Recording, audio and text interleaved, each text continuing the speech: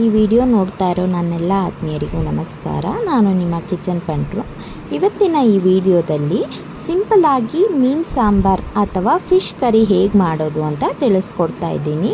ಇದಕ್ಕೆ ನಾನಿಲ್ಲಿ ರೂಪ್ಚಂದ್ ಕರಿ ಕಟ್ ಅನ್ನೋ ಫಿಶನ್ನು ಯೂಸ್ ಮಾಡ್ತಾ ಇದ್ದೀನಿ.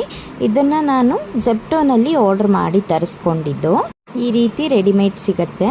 ಮೊದಲಿಗೆ ಒಂದು ಬೌಲ್ಗೆ ಸ್ವಲ್ಪ ಉಪ್ಪು, ಅರಿಶಿನ ಪುಡಿ ಹಾಗೂ ಖಾರ ಪುಡಿಯನ್ನು ಆ್ಯಡ್ ಮಾಡಿ ಇದರಲ್ಲಿ ಫಿಶ್ನ ಕೋಟಿಂಗ್ ಮಾಡ್ಕೊಳ್ತಾ ಇದ್ದೀನಿ. ಅಂದರೆ ರಫ್ ಕೋಟಿಂಗ್ ಮಾಡಿಕೊಂಡ್ರೂ ಸಾಕಾಗತ್ತೆ.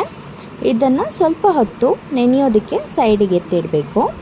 ನಂತರ ಈರುಳ್ಳಿ, ಶುಂಠಿ, ಬೆಳ್ಳುಳ್ಳಿ, ಟೊಮೆಟೊ, ಹಸಿಮೆಣಸಿನ್ಕಾಯಿ, ಕೊತ್ತಂಬರಿಯನ್ನು ನಾನಿಲ್ಲಿ ಮಸಾಲೆಗೆ ಉಪಯೋಗಿಸ್ತಿದ್ದೀನಿ. ಮೊದಲಿಗೆ ಒಂದು ಮಿಕ್ಸಿ ಜಾರ್ಗೆ ಶುಂಠಿ, ಬೆಳ್ಳುಳ್ಳಿ, ಹಸಿಮೆಣಸಿನ್ಕಾಯಿ, ಒಂದು ಈರುಳ್ಳಿ, ಸ್ವಲ್ಪ ಕೊತ್ತಂಬರಿ ಸೊಪ್ಪನ್ನು ಹಾಕಿ ನುಣ್ಣಗೆ ಪೇಸ್ಟ್ ಮಾಡ್ಕೊಳ್ತಿದ್ದೀನಿ. ಸ್ವಲ್ಪ ನೀರನ್ನು ಆ್ಯಡ್ ಮಾಡಿ ನಂತರ ಒಂದು ಬೌಲ್ಗೆ ಅರಿಶಿನ ಪುಡಿ, ಖಾರದ ಪುಡಿ ಹಾಗೂ ಸ್ವಲ್ಪ ಗರಂ ಮಸಾಲ ಪುಡಿ ಮತ್ತು ಕೊರಿಯಂಡರ್ ಪೌಡರ್ ಅಂದರೆ ಧನಿಯಾ ಪುಡಿಯನ್ನು ಆ್ಯಡ್ ಮಾಡಿ ಸ್ವಲ್ಪ ನೀರು ಹಾಕಿ ಒಂದು ಪೇಸ್ಟ್ ರೀತಿ ಮಾಡ್ಕೊಳ್ಬೇಕಾಗತ್ತೆ.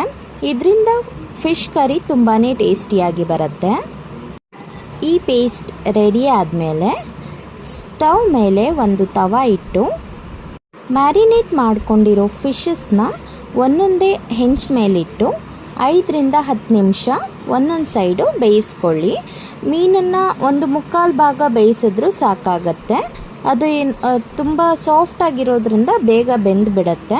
ಸೊ ಒಂದು 10 ಮಿನಿಟ್ಸ್ ಆದಮೇಲೆ ಈ ಥರ ಆಗುತ್ತೆ.